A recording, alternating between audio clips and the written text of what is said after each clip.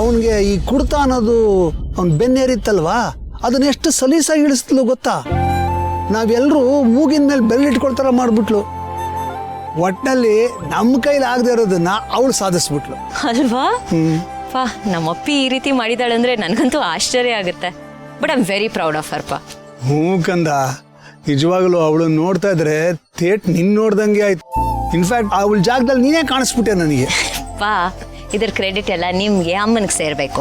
ಅಪ್ಪ ಅಮ್ಮ ಹೇಗೆ ಬೆಳೆಸ್ತಾರ ಅನ್ನೋದ್ರ ಮೇಲೆ ನಾವು ಮಕ್ಳು ಹೇಗಿರ್ತೀವಿ ಅನ್ನೋದು ನಿರ್ಧಾರ ಆಗುತ್ತೆ. ಇನ್ಫ್ಯಾಕ್ಟ್ ನಮ್ಮ ಬೆಳವಣಿಗೆಯಲ್ಲಿ ನಿಮ್ಮ ಪಾತ್ರ ತುಂಬಾನೇ ಇದೆ ಅಪ್ಪ. ಅಷ್ಟೇ ಯಾಕೆ, ನಮ್ಮ DNA ನೀವೇ ಇದ್ದೀರಾ. ಈ ಜೀವನ ನೀವು ಕೊಟ್ಟಿರೋ ಭಿಕ್ಷೆ, ನಮ್ದೇನೂ ಇಲ್ಲ, ಎಲ್ಲ ನಿಮ್ದೆ.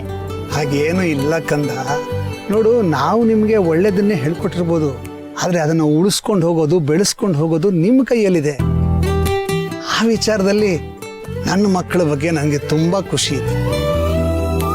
ಕೈ ತಪ್ಪೋದಾಗ, ಜೀವ ಕೈ ತಪ್ಪೋದಾಗ ಬೇಜಾರಾಗಿತ್ತು ನಿಜ. ಆದ್ರೆ ಈಗ ಅವರಿಬ್ರು ಮತ್ತೆ ಬದಲಾಗಿದ್ದಾರಲ್ಲ, ಹಾಗಾಗಿ ನನಗೆ ನಿಮ್ಮಮ್ಮನಿಗೆ ತುಂಬಾ ಸಮಾಧಾನ ಇದೆ. ನೆಮ್ಮದಿಯಾಗಿದ್ದೀವಿ, ಯಾವ ಕಂಪ್ಲೇಂಟು ಇಲ್ಲ. ಅಷ್ಟೇ ಅಪ್ಪ ಬೇಕಾಗಿರೋದು. ಮತ್ತೆ ರಾಜೇಂದ್ರ ಭೂಪತಿಯವರು? ಅದರ ವಿಷಯ ಯೋಚನೆ ಮಾಡಬೇಕಾಗಿಲ್ಲ.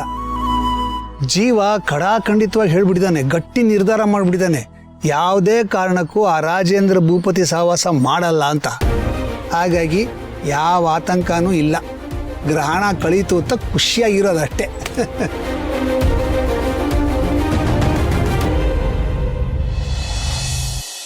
ಹೌದು ಜೀವ, ನಿನ್ನ ವಿಷಯದಲ್ಲಿ ಬಹಳ ನಿಶ್ಚಿತ ಇದ್ದೀವಿ.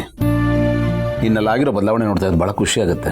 ಕ್ಷಮಿಸಿ ಬಾಬಾ, ನಾನು ನಿಮ್ಮನ್ನ, ಅಕ್ಕನ, ಮನೆಯವ್ರನ್ನ ಎಲ್ಲರೂ ತುಂಬ ನೋಯಿಸ್ಬಿಟ್ಟಿದ್ದೀನಿ. ನಾನು ಹಾಗೆಲ್ಲ ಮಾಡಬಾರ್ದಿತ್ತು. ನನ್ನಿಂದ ತುಂಬಾ ದೊಡ್ಡ ತಪ್ಪಾಗ್ಬಿಟ್ಟಿದೆ. ಅದನ್ನೆಲ್ಲ ನೆನೆಸ್ಕೊಂಡ್ರೆ ನನಗೆ ಒಂಥರ ಆಗುತ್ತೆ. ನಾನೇನೆಲ್ಲ ಮಾಡಿದೆ, ಹೇಗೆಲ್ಲ ಇದ್ದೆ ಅಂತ. It's okay. ನೋಡಿ ಜೀವ, ನನಗೆ ನೀನು ಚೆನ್ನಾಗಿರಬೇಕು.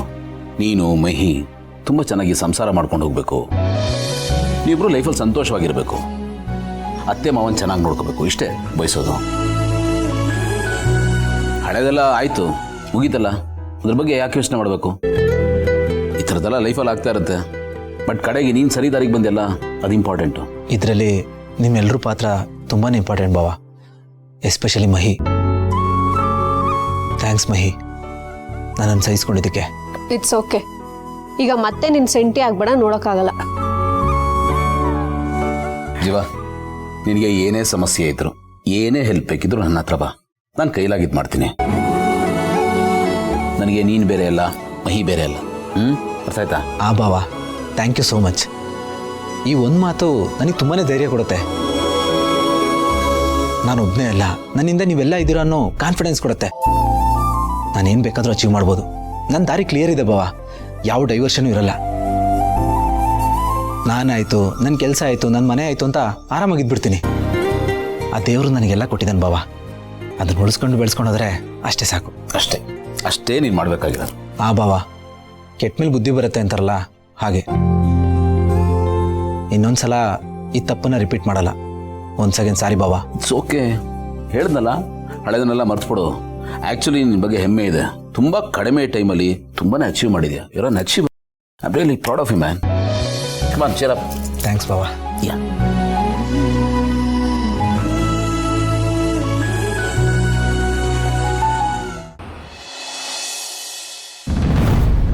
ಅಮ್ಮ. ಗೌತಮ್ ಬಾ, ಕೂತ್ಕೋ. ಕಾಫಿ ಇಲ್ಲಮ್ಮ. ಅಮ್ಮ, ಜೀವ, ಮಹಿಮಾ, ಮಾವ ಎಲ್ಲ ಬಂದಿದ್ರು. ನೀವು ಕ್ಲಬ್ ಹೋಗಿದ್ರಿ ಅನ್ಸುತ್ತೆ, ಭಾಳ ಬ್ಯುಸಿ ಇದ್ರಿ. ಅದೇ ಭೂಮಿಕಾ ಅವ್ರಿಗೆ ಸೀಮಂತ ಮಾಡೋಣ, ಒಂದು ಡೇಟ್ ಕೊಡಿ ಅಂತ ಕೇಳಿದ್ರು. ಅಮ್ಮ ಬರ್ಲಿ, ಅವ್ರನ್ನ ಕೇಳ್ಬಿಟ್ಟು ಹೇಳ್ತೀನಿ ಅಂತ ಹೇಳಿದೆ. ಮಾತೃಭಕ್ತಿ, ಮಾತೃವಾಕ್ಯ ಪರಿಪಾಲಕ. ಸೊ ನೀವು ಒಂದು ಡೇಟ್ ಹೇಳಿದ್ರೆ ನಾನು ಅವ್ರಿಗೆ ಫೋನ್ ಮಾಡಿ ಹೇಳ್ತೀನಿ. ಭೂಮಿಕಾ ಸೀಮಂತನ ಒಳ್ಳೆ ವಿಷಯ, ನಮ್ಮೆಲ್ರಿಗೂ ಖುಷಿ ಕೊಡೋ ವಿಷಯ. ಅಮ್ಮ, ನನಗೂ ಖುಷಿ ಆಗ್ತಿದೆ. ಅದು ಸಹಜ ಬಿಡು ಗೌತಮ್. ಫಸ್ಟ್ ಟೈಮ್ ಸೆಂಚುರಿ ಹೊಡೆದಷ್ಟೇ ಖುಷಿ ಅಲ್ವಾ ಇದು? ಖುಷಿನೇ, ಆದರೂ ಏನೋ ಒಂಥರ ಟೆನ್ಷನ್ ಮಾವ. ಡೆಲಿವರಿ ಡೇಟ್ ಹತ್ರ ಬರ್ತಾ ಇದ್ದಾಗೆ ತುಂಬ ರೆಸ್ಟ್ಲೆಸ್ ಆಗ್ತಾ ಇದ್ದೀನಿ. ಬಹುಶಃ ಎಲ್ರಿಗೂ ಹೀಗೆ ಆಗುತ್ತಲ್ವಮ್ಮ? ನಿಜ ಗೌತಮ್, ಮಕ್ಕಳ ವಿಷಯದಲ್ಲಿ ಯಾರಿಗೇ ಆದರೂ ಹೀಗೆ ಆಗೋದು. ಅದು ಅಲ್ಲದೆ ಮೊದಲನೇ ಮಗು, ಭಯ, ಆತಂಕ ಇದೆಲ್ಲ ಆಗೋದು ಸಹಜ. ಬಟ್ ಡೋಂಟ್ ವರಿ, ಈಗೆಲ್ಲ ಮೊದಲಿನ ಥರ ಅಲ್ಲ. ಹೂ ಗೌತಮ್, ಹಿಂದೆ ಅಲ್ಲ ಮಗುವಿಗೆ ಜನ್ಮ ಕೊಡೋದು ಅಂದ್ರೆ ತಾಯಾದವಳಿಗೆ ಸಾವು ಬದುಕಿನ ಪ್ರಶ್ನೆ ಆಗಿತ್ತು. ಮಗು ಆಗಿ ಅವಳಿಗೆ ಏನು ಆಗಿಲ್ಲ ಅಂದ್ರೆ ಮರುಜನ್ಮ ಸಿಕ್ಕಂಗೆ ಅಂತ ಆಗ್ತಿತ್ತು. ಆದ್ರೆ ಈಗ ಹಂಗಲ್ವಲ್ಲ, ಟೆಕ್ನಾಲಜಿ ಮುಂದುವರೆದಿದೆ, ರಿಸ್ಕ್ ಎಲ್ಲ ಕಡಿಮೆ ಆಗ್ಬಿಟ್ಟಿದೆ. ಮಗುನ ಹೊತ್ಕೊಂಡು ತಿರುಗಾಡೋದು ಭಾರ ಅಂತ ಒಂದು ಬಿಟ್ರೆ ಮತ್ಯಾವ ರಿಸ್ಕು ಇಲ್ಲ ಗೌತಮ್. ಹಾ ಗೌತಮ್, ನೀನ್ ಅದ್ರ ಬಗ್ಗೆ ಎಲ್ಲ ತಲೆ ಕೆಡ್ಸ್ಕೊಳಕ್ ಹೋಗ್ಬೇಡ. ಎಲ್ಲ ಸುಸೂತ್ರವಾಗಿ ಆಗತ್ತೆ. ಮತ್ತೆ ಸೀಮಂತ ಕೂಡ ತುಂಬ ಗ್ರ್ಯಾಂಡ್ ಆಗಿ ಮಾಡೋಣ. ಹೂ, ಮತ್ತೆ ಗೌತಮ್ ಮನೆತನಕ್ಕೊಬ್ಬ ಯುವರಾಜ ಬರ್ತಾನಂದ್ರೆ ಸಂಭ್ರಮ ಅಲ್ವಾ? ಇಡೀ ಕರ್ನಾಟಕ ಸಂಭ್ರಮ ಪಡ್ಬೇಕಾದ ವಿಷಯ. Breaking news. ಆಕ್ಚುಲಿ ನನಗೆ ಸೀಮಂತ ಮಾಡೋದು ಇಷ್ಟ ಇರಲಿಲ್ಲಮ್ಮ. ಬಟ್ ಮೈಮಾ ಮತ್ತೆ ಮಾವ ತುಂಬಾನೇ ಒತ್ತಾಯ ಮಾಡಿದ್ರು, ಅದಕ್ಕೆ ಒಪ್ಕೊಂಡೆ. ತುಂಬಾ ಗ್ರ್ಯಾಂಡ್ ಆಗಿ ಮಾಡೋದು ಬೇಡ, ತೀರಾ ಹತ್ತಿರದವ್ರನ್ನ ಕರೆಯೋಣ. ಲೆಟ್ಸ್ ಕೀಪ್ ಇಟ್ ಸಿಂಪಲ್ ಮಾ. ಸರಿ ಗೌತಮ್, ನಾನು ನಮ್ಮ ಪುರೋಹಿತರ ಹತ್ರ ಕೇಳಿ ಡೇಟ್ ಹೇಳ್ತೀನಿ. ಸರಿ ಮಾ.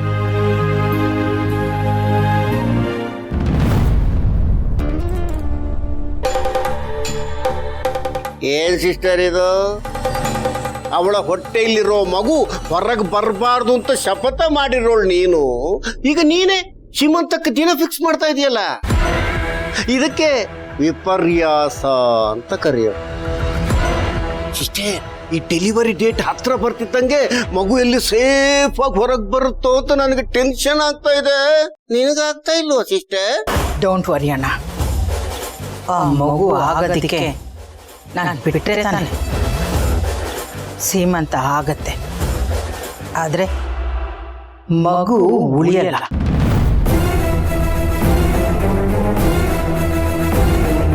ಓಹೋ, ಅಂದ್ರೆ ಆಪರೇಷನ್ ಸಕ್ಸಸ್, ಪೇಷಂಟ್ ಡೆಡ್ ಅನ್ನೋ ತರ ಅಲ್ಲ.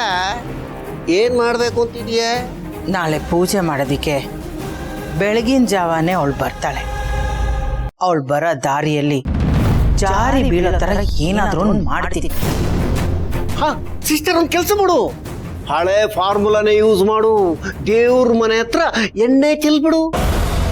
ದೀಪ ಗೀಪ ಹಚ್ಚುವಾಗ ಎಣ್ಣೆ ಚೆಲ್ಲಿದಂತೆ ಯಾರಿಗೆ ಡೌಟು ಬರಲ್ಲ. ಇದೇನಿದು 1947 ಪ್ಲಾನು? ಫಸ್ಟ್ ಏನು ಹೊಳಿಲಿಲ್ವಾ ಅಂತ ಕಮೆಂಟ್ಸ್ ಬರ್ಬೋದು, ಆದ್ರೂ ವರ್ಕೌಟ್ ಆಗುತ್ತೆ ಸಿಸ್ಟರ್. ಯಾರೇನ್ ಅಂದ್ಕೊಂಡ್ರೆ ನಮಗೇನು ಸಿಸ್ಟರ್? ನಾವು ವಿಲನ್ಸ್ಗಳು ಇರೋದೇ ಮನೆ ಹಾಳು ಕೆಲಸಕ್ಕೆ. ನಾವು ನಮ್ಮ ಕೆಲಸನ ಶ್ರದ್ಧೆಯಿಂದ ಮಾಡೋಣ ಅಷ್ಟೇ. ನಿಜ ಅಣ್ಣ, ನಮ್ಮ ಗುರಿನ ನಾವು ರೀಚ್ ಆಗೋದಷ್ಟೇ ಮುಖ್ಯ. ನಾವು ಹೇಗೆ ರೀಚ್ ಆದ್ವಿ ಅನ್ನೋದು ಮುಖ್ಯ ಅಲ್ಲ. ನಾಳೆ ಬೆಳಗ್ಗೆ ಆಯಿಲ್ ಚೆಲ್ಲೋಣ ಅಷ್ಟೇ, ಫಿನಿಶ್. ಅರಳುವ ಮುಂಚೆ ಹೂ ಬಾಡಿ ಹೋಯಿತು ಅಷ್ಟೇ, ಗೊತ್ತಾಯ್ತಾ?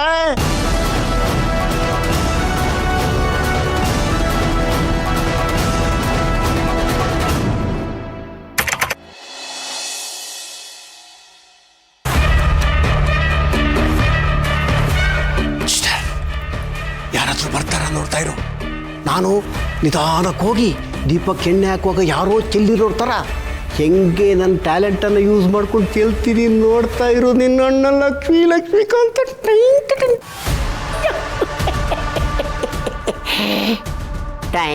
ಟಟ ಟೈಮ್ ಟಟ ಟೈಮ್ ಟಟ ಟೈಮ್.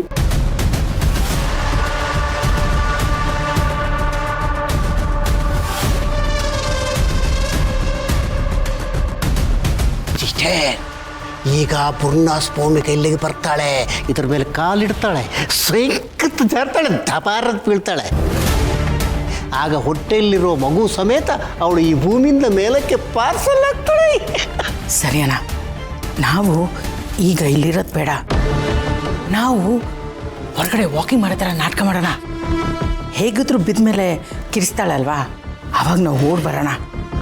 ಅವಾಗ ನಮ್ಮ ಮೇಲೆ ಯಾರಿಗೂ ಡೌಟ್ ಬರಲ್ಲ. ಹಾಂ, ನಡಿ ನಡಿ.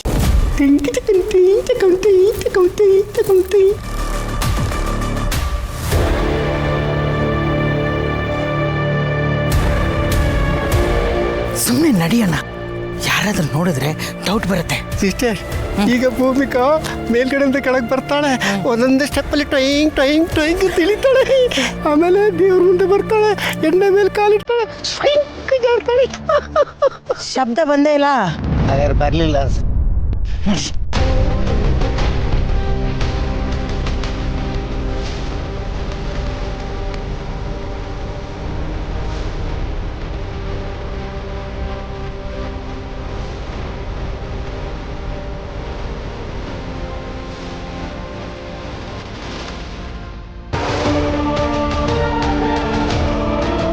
ನಡಿಯಲ್ಲ. ಬರ್ತಾ ಇಲ್ವಲ್ಲ? ಬಸ್ರಿ ಬರಕ್ ಟೈಮ್ ಆಗುತ್ತೆ. ಬಾ. ಬಸ್ರಿ ಆದ್ರೂ ಬಂದ್ರೆ ಸಾಕಪ್ಪ. ಅತ್ತೆ ಏನಾಯ್ತು? ಪೂಜೆ ಮಾಡಕ್ ಹೋಗ್ತಿದ್ದೀನಿ. ನಾನು ಪೂಜೆ ಮಾಡಬಾರ್ದಾ? ಅತ್ತೆ ಪೂಜೆ ಮಾಡಿದ್ರೆ ಮನ್ಸಿಗೊಂಥರ ನೆಮ್ಮದಿ ಸಿಗುತ್ತೆ. ಏನಾಯ್ತು?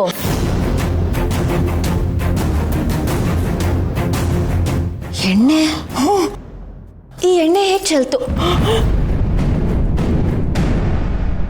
ಅತ್ತೆ ಇಲ್ಲಿ ಎಣ್ಣೆ ಚೆಲ್ಲಿದೆ ಅಂತ ನಿಮ್ಗೆ ಹೇಗೆ ಗೊತ್ತಾಯ್ತು?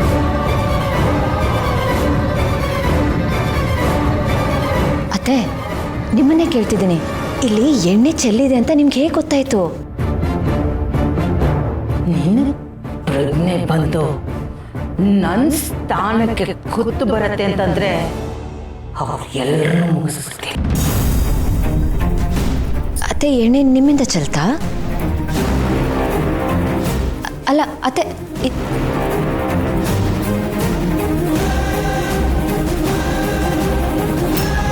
ಕವಿತಾ,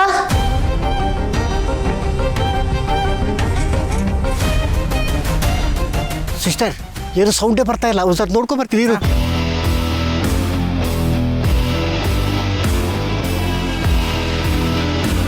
ಹೆಚ್ಚೆ ಗುರುತಾ ಇಲ್ಲ. ಪೂರ್ಣಾಸ್ ಭೂಮಿಕ ಬರಲೇ ಇಲ್ವಾ? ಶೋ ದೇವ್ರೆ, ಪೂಜೆ ಪ್ರೋಗ್ರಾಮೇ ಕ್ಯಾನ್ಸಲ್ ಮಾಡ್ಬಿಟ್ಲಾ? ಏ ಗಣಪ, ಏನಪ್ಪ ನೀನು ಇಷ್ಟೆಲ್ಲ ಕಷ್ಟಪಟ್ಟು ಎಣ್ಣೆ ಹಾಕಿದ್ದೀನಿ, ಅವಳು ಬರಲೇ ಇಲ್ವಲ್ಲ? ಪೂಜೆ ಪ್ರೋಗ್ರಾಮೇ ಕ್ಯಾನ್ಸಲ್ ಮಾಡಿಬಿಟ್ಟಲ್ಲ. ಹೋಗಪ್ಪ ನೀನು. ಗಣಪ, ನೆಲಕ್ಕೆ ಎಣ್ಣೆ ಹಾಕೋ ಬದಲು ಹೊಟ್ಟೆಗಾದ್ರೂ ಹಾಕಿದ್ರೆ ನೆಟ್ಟಿಗೆ ನಡೀತಿದ್ನಲ್ಲಪ್ಪ. ಇದು ಬೇಕಾಗಿತ್ತು ನನಗೆ.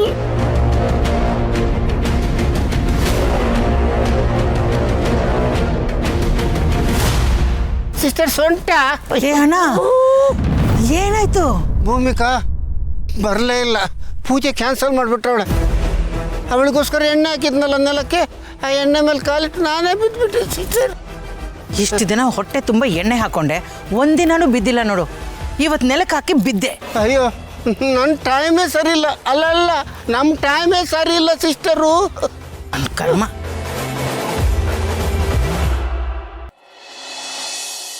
ಇವತ್ತು ನೀನು ಹೇಗೆ ಚೆನ್ನಾಗಿ ಓದಿ ಎಲ್ಲರ ಹತ್ರ ಭೇಷ್ ಅನ್ಸ್ಕೊಂಡೆ ನೋಡು, ಅದೇ ಥರ ಓದಬೇಕು. ದೊಡ್ಡೋಳಾದ್ಮೇಲೂ ಚೆನ್ನಾಗಿ ಏನಾದರೂ ಸಾಧಿಸಿ ಮಾಮನ ಥರ ಮನೆ ಕಟ್ಟಬೇಕು, ಸರಿನಾ? Hi friend. ನಾನು ನಿನಗೋಸ್ಕರ ಒಂದು ಗಿಫ್ಟ್ ತಂದಿದ್ದೀನಿ. ಏನಂತ ಗೆಸ್ ಮಾಡು. ಏನು? ಟಂಟಡ. ಅರೆ ಡಾರ್ಕ್ ಚಾಕ್ಲೇಟ್. ಯಾಕೆ? ನಿನಗೆ. ನೀನು ಎಕ್ಸಾಮಲ್ಲಿ ಫಸ್ಟ್ ಬಂದಿದ್ಯಲ್ಲ, ಅದಕ್ಕೆ ನನ್ನ ಕಡೆಯಿಂದ ಒಂದು ಸ್ಮಾಲ್ ಗಿಫ್ಟು. Thank you. ನನ್ನ ಅಜ್ಜಿ ಜೊತೆಗೆ ಹೋಗಿ ಶೇರ್ ಮಾಡ್ಕೊಂತಿರ್ತೀನಿ. ಸೃಜನವ್ರೆ, ನಿಮ್ಮನ್ನು ನೋಡಿದ್ರೆ ಖುಷಿ ಆಗುತ್ತೆ. ಅಯ್ಯೋ, ನಮ್ಮನ್ನು ನೋಡಿದ್ರೆ ಏನು ಖುಷಿ ಆಗುತ್ತೆ ಮೇಡಮ್. ಇನ್ನು ನಿಮ್ಮನ್ನು ನೋಡಿದ್ರೆ ನಮಗೆ ಖುಷಿ ಆಗುತ್ತೆ. ಯಾಕೆ ಗೊತ್ತಾ? ಯಾವುದೇ ಒಂದು ಸ್ಟೂಡೆಂಟು ಫಸ್ಟ್ ರ್ಯಾಂಕ್ ಬಂದರೆ ಅವರಷ್ಟೇ ಶ್ರಮ ಅವ್ರ ಅಪ್ಪ ಅಮ್ಮ ಪಟ್ಟಿರ್ತಾರೆ ಮೇಡಮ್. ನಿಮ್ಮ ಪ್ರೀತಿ ಕಾಳಜಿ ಕೆಲಸ ಮಾಡಿರುತ್ತೆ ಮೇಡಮ್. ಲಚ್ಚಿಂಗ್ ಹೆಂಗೆ ಗಿಫ್ಟ್ ಕೊಟ್ನೋ ಅದೇ ಥರ ನಿಮಗೂ ಒಂದು ಗಿಫ್ಟ್ ಕೊಡಲೇಬೇಕು ಮೇಡಮ್. ಯಾಕೆಂದರೆ ಲಚ್ಚಿ ಇಷ್ಟೊಂದು ಒಳ್ಳೆ ಮಗಳಾಗಿದ್ದಾಳೆ ಅಂದರೆ ನೀವು ಇಷ್ಟೊಂದು ಒಳ್ಳೆ ತಾಯಿ ಆಗಿರೋದಕ್ಕೆ ಮೇಡಮ್. ಹಾಗಾಗಿ ನಿಮ್ಗೊಂದು ಗಿಫ್ಟ್ ಇದೆ ಮೇಡಮ್, ತಗೊಳ್ಳಿ. ನನಗ ಇದು? ಹಾಂ ಮೇಡಮ್, ತಗೊಳ್ಳಿ. ಏನಿದು?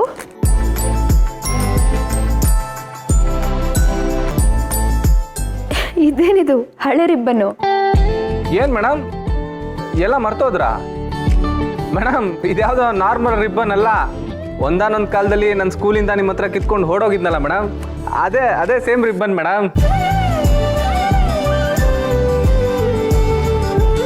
ಹಾಂ ಮೇಡಮ್, ಇಷ್ಟು ವರ್ಷ ಜೋಪಾನವಾಗಿ ನನ್ನ ಹತ್ರನೇ ಕಾಪಾಡ್ಕೊಂಡಿದ್ದೆ. ಈಗ ಅಷ್ಟೇ ಜೋಪಾನವಾಗಿ ನಿಮಗೆ ತಲುಪಿಸ್ತಿದ್ದೀನಿ.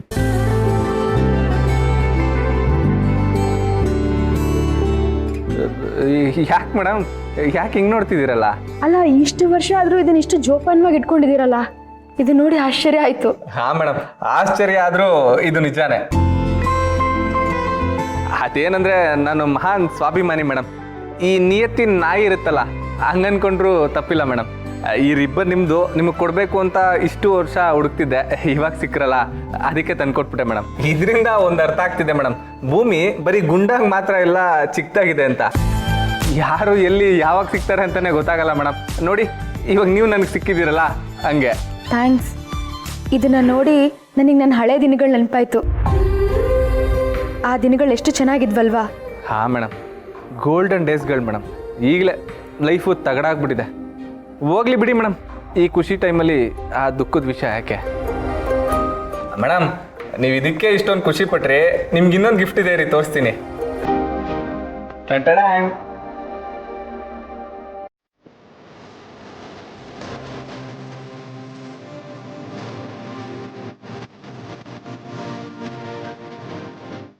ಖುಷಿ ಆಯ್ತಾ ಮೇಡಮ್? ಅರೆ, ಇದು ನನ್ನ ಪುಸ್ತಕ, ನನ್ನ ಬರವಣಿಗೆ. ಹಾ ಮೇಡಮ್, ನಿಮ್ದೇ ಅಕ್ಷರಗಳು, ಒಂದೊಂದು ಅಕ್ಷರನು ಮುತ್ತು ಮುತ್ತು ಪೋಣಿಸ್ದಂಗಿದೆ ಮೇಡಮ್. ನೀವು ತುಂಬಾ ಬ್ರಿಲಿಯಂಟ್ ಇದ್ರಿ ಮೇಡಮ್ ಅವಾಗ. ಆದರೆ ತುಂಬ ಬೇಗ ವಿದ್ಯಾಭ್ಯಾಸನ ಬಿಡಬೇಕಾಗಿ ಬಂತು. ಅದನ್ನ ನೆನೆಸ್ಕೊಂಡ್ರೆ ಬೇಜಾರಾಗುತ್ತೆ ಮೇಡಮ್. ಅದಕ್ಕೆ ಯಾಕೆ ಅಷ್ಟು ಯೋಚನೆ ಮಾಡ್ತೀರಾ ಮೇಡಮ್?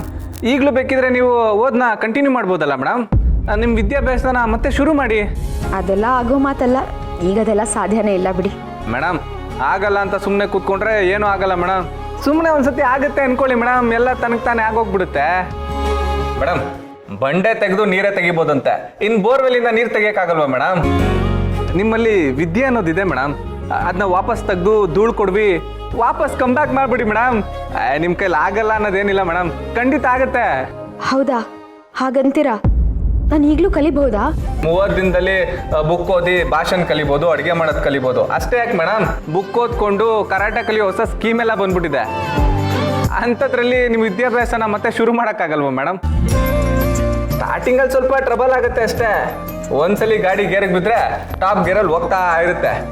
ಆದರೆ ನೀವೊಂದ್ಸಲಿ ಸೀರಿಯಸ್ ಆಗಿ ಯೋಚನೆ ಮಾಡ್ಬೇಕು ಮೇಡಮ್. ಹೌದಲ್ವಾ?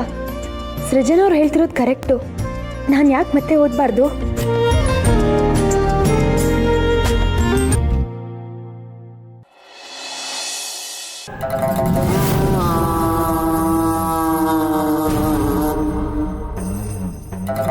ಸಿಸ್ಟರ್, ಸಮಾಧಾನ ಮಾಡ್ಕೋ ಸಿಸ್ಟರ್. ತಂಡಕ್ಕೂ ಅಲ್ಲ, ನಾವು ಅಂದ್ಕೊಂಡಂಗೆ ಆಗದೆ ಇದ್ದಾಗ ನಮಗೆ ನಾವು ಸಮಾಧಾನ ಮಾಡ್ಕೋಬೇಕಷ್ಟೇ. ತಂಡಕ್ಕೂ ಅಣ್ಣ, ಸಮಾಧಾನ ಮಾಡ್ತಾ ಇದೆಯಾ ಅಥವಾ ಉರಿಯೋ ಗಾಯಕ್ಕೆ ಉಪ್ಪು ಸಾಡ್ತಾ ಇದೆಯಾ? ಅಯ್ಯೋ ಸಿಸ್ಟರ್, ಉಪ್ಪಲ್ಲ, ಮುಲಾಮು. ಒಳ್ಳೆ ಚಾನ್ಸ್ ಸಿಕ್ಕಿತ್ತು, ಇದು ಮಿಸ್ ಆಗೋಯ್ತು. ಹೆಂಗೆ ಮಿಸ್ ಆಯಿತು ಅಂತ ಒಂದು ಅರ್ಥ ಆಗ್ತಾ ಇಲ್ಲ. ಹ್ಞೂ ಸಿಸ್ಟರ್, ನಮ್ಮ ಕತೆನೂ ಪಾಕಿಸ್ತಾನದವ್ರ ಕತೆನೂ ಒಂದೇ. ಅವ್ರು ಎಷ್ಟೇ ಸ್ಟ್ರಾಂಗ್ ಮಿಸೈಲ್ ಬಿಟ್ಟರು ಟುಷ್ಟು ಏನು ಟಾರ್ಗೆಟ್ ರೀಚ್ ಆಗಲೇ ಇಲ್ಲ. ಏನು ಮಾಡಬೇಕು ಅಂತಲೇ ಗೊತ್ತಾಗ್ತಾ ಇಲ್ಲ. ನಾನು ಅಷ್ಟೇ ಸಿಸ್ಟರ್, ತಲೆ ಕೇರ್ಕೊಂಡು 50 ಕೂದಲಲ್ಲಿ 5 ಉದುರೋಯ್ತು, ಬೇರೇನು ಆಗಲೇ ಇಲ್ಲ. ಅಲ್ಲ ಸಿಸ್ಟರ್, ನಾವಲ್ಲೇ ಕಾಯ್ತಾ ಕೂತ್ಕೊಂಡಿದ್ದೀವಲ್ಲ. ಅಲ್ಲ, ಅಲ್ಲಿ ನಾವು ಎಣ್ಣೆ ಒರೆಸಿದ್ದೀವಿ ಅಂತ ಅವ್ರಿಗೆ ಹೆಂಗೆ ಗೊತ್ತಾಯ್ತು? ಇದು ಯಾವ ಮಿರಾಕಲ್ಗೂ ಕಮ್ಮಿ ಇಲ್ಲ ಸಿಸ್ಟರು. ಒಟ್ಟಿನಲ್ಲಿ ಅವಳ ಅದೃಷ್ಟ ಚೆನ್ನಾಗಿತ್ತು, ಅದಕ್ಕೆ ತಪ್ಪಿಸ್ಕೊಂಡ್ಲು. ಮುಂದಿನ ಸರಿ ಈಗ ಆಗಬಾರ್ದು ನೋಡು. ಪ್ರತಿ ಬಾರಿನೂ ಸೇಮ್ ಡೈಲಾಗ್ ಹೇಳ್ಕೊಂಡು ಬರ್ತಿದ್ದೀವಲ್ಲ, ಇದು ಕೊನೆನೇ ಇಲ್ವಾ ಸಿಸ್ಟರ್? ಜನ ಉಗಿತಾರೆ ತುಪ್ಪಕ್ ಅಂತ. ಬರೀ ಮಾತು, ಬರೀ ಬಿಲ್ಡಪ್ಪು, ಏನು ಕಡ್ದು ಕಟ್ಟೆ ಹಾಕಲ್ಲ, ಬರೀ ಕಂತ್ರಿ ವಿಲನ್ಗಳು ಅಂತ. ಅಲ್ಲ ಸಿಸ್ಟರ್, ಇಂಥ ಕಮೆಂಟ್ಗಳಿಗೆಲ್ಲ ಹೆಂಗೆ ಉತ್ತರ ಕೊಡೋದು? ಇದನ್ನೆಲ್ಲ ನೋಡ್ತಾ ಇದ್ರೆ ನನಗೆ ನನ್ನ ಬಗ್ಗೆ ಜಿಗುಪ್ಸೆ ಬಂದ್ಬಿಡುತ್ತೆ. ಇಂಥ ವಿಲನ್ ಜನ್ಮ ಬೇಕಾ ಅಂತ 2 ಸ್ಕಾಚ್ ಇಟ್ಕೊಂಡು ಹಿಮಾಲಯಕ್ಕೆ ಹೋಗಿ ತಪಸ್ ಮಾಡೋಣ ಅಂತ ಅನಿಸ್ತಾ ಇದೆ. ಅಣ್ಣ, ಸ್ವಲ್ಪ ಸುಮ್ಮನೆ ಇರ್ತೀಯಾ? ನಮಗೂ ಟೈಮ್ ಬರುತ್ತೆ. ಅದೇ ಯಾವಾಗ ಬರುತ್ತೆ ಅಂತ.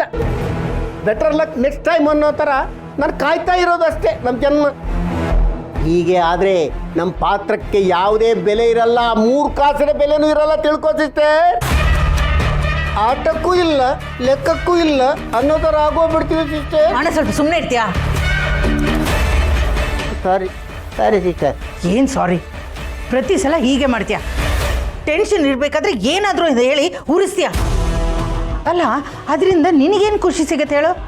ಪ್ರತಿ ಸಲ ಅದೇ ಮಾಡ್ತೀಯಲ್ಲ. ಸಿಸ್ಟರು, ನಾನು ಅದನ್ನು ಇಂಟೆನ್ಷನಲ್ಲಿ ಮಾಡೋದಲ್ಲ, ಅದು ಅಚಾನಕ್ಕಾಗಿ ಬಂದ್ಬಿಡುತ್ತೆ. ಅಲ್ಲ, ನೀನು ನನ್ನನ್ನು ಅಪಾರ್ಥ ಮಾಡ್ಕೋಬೇಡ ಸಿಸ್ಟರು. ನನಗೆ ನೀನು, ನಿನಗೆ ನಾನು, ನಮ್ಮಿಬ್ಬರನ್ನ ಬಿಟ್ಟರೆ ನಮಗಿನ್ಯಾರಿದ್ದಾರೆ ಸಿಸ್ಟರು? ಸರಿ ಸರಿ, ಜಾಸ್ತಿ ಕುಯ್ಬೇಡ. ನಾನೇನೂ ತಪ್ಪು ತಿಳ್ಕೊಂಡಿಲ್ಲ. ಮುಂದೆ ಏನು ಮಾಡಬೇಕು ಅಂತ ಯೋಚನೆ ಮಾಡು. ಯಾವುದೇ ಕಾರಣಕ್ಕೂ ಈ ಸಲ ಮಿಸ್ ಆಗಬಾರ್ದು. ಆ ಥರ ಏನಾದರೂ ಮಾಡಬೇಕು ಅಣ್ಣ. ಇರು ಸಿಸ್ಟರ್, ಒಂದು ಪೆಗ್ ಹಾಕೊಂಡ್ಬರ್ತೀನಿ, ಆಮೇಲೆ ಒಂದು ಪ್ಲಾನ್ ಹೇಳ್ತೀನಿ. ಅಣ್ಣ, ಹ್ಞೂ ಸಿಸ್ಟರ್, ಅದು ಒಳಗೆ ಹೋದ್ರೆ ಮಾತ್ರ ಪ್ಲಾನ್ ಹೊರಗೆ ಬರೋದು. ಬರುವೇನು, ಇರು. ಅಣ್ಣ,